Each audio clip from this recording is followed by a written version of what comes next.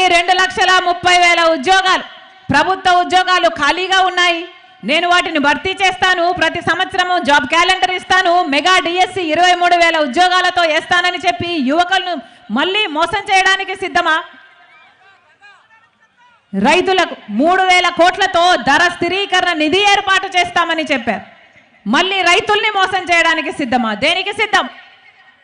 ప్రజలను మోసం చేయడానికి మీరు సిద్ధమైతే ప్రజలు మీకు బుద్ధి చెప్పడానికి, మిమ్మల్ని ఇంటికి పంపడానికి ప్రజలు కూడా సిద్ధం.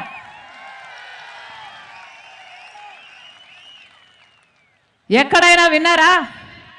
ఎవరైనా టీచర్ ట్రాన్స్ఫరో, పోలీస్ ట్రాన్స్ఫరో, ఒక ఉద్యోగస్తుడు ట్రాన్స్ఫర్ గురించి విన్నారు?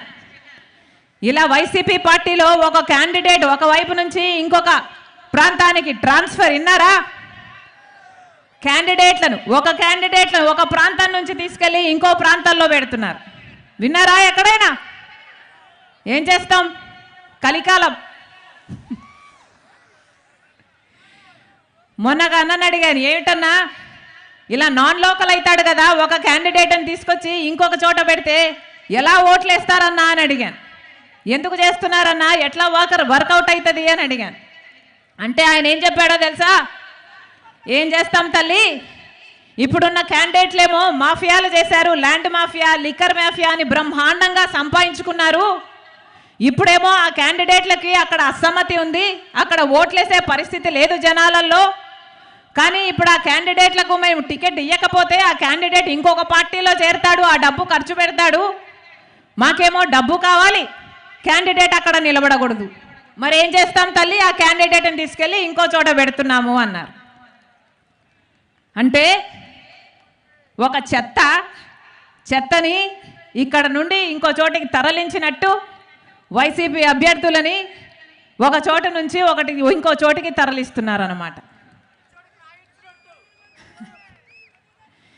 ఇది ఎక్కడ విడ్డూరం? ఏం జరుగుతుంది మన రాష్ట్రంలో? ఎక్కడ చూసినా మాఫియా, ల్యాండ్ మాఫియా, ఎక్కడ చూసినా మైనింగ్ మాఫియా, ఎక్కడ చూసినా లిక్కర్ మాఫియా. పూర్తి మద్యపాన నిషేధం అని చెప్పాడు జగనన్న గారు. జరిగిందా? ఏమన్నా జరిగిందా? పూర్తి మద్యపాన నిషేధం చేయకపోతే అసలు నేను ఓట్లే అడగను అన్నాడు జగనన్న గారు. పూర్తి మద్యపాన నిషేధం నా మేనిఫెస్టోలో పెట్టాను, నాకు మేనిఫెస్టో బైబిల్, ఖురాను, భగవద్గీతతో సమానం అని చెప్పాడు జగనన్న గారు. అయిందా మద్యపాన నిషేధం? మద్యపాన నిషేధం కాలేదు కదా. ఈరోజు మద్యం అమ్ముతున్నది ఎవరు? సర్కారే మద్యం అమ్ముతుంది. వాళ్ళు ఏది అమ్ముతే అది కొనుక్కోవాలట, వాళ్ళు ఎంతకు అమ్ముతే అంతకు కొనుక్కోవాలట. బయట సామాను, బయట బ్రాండ్లు ఏవి ఇక్కడ దొరకవట. అవునా? ఏం దొరుకుతున్నాయి ఇక్కడ? భూమ్ అట, క్యాపిటల్ అట, స్పెషల్ స్టేటస్ అట, ఆఖరికి డిఎస్సి కూడా అట.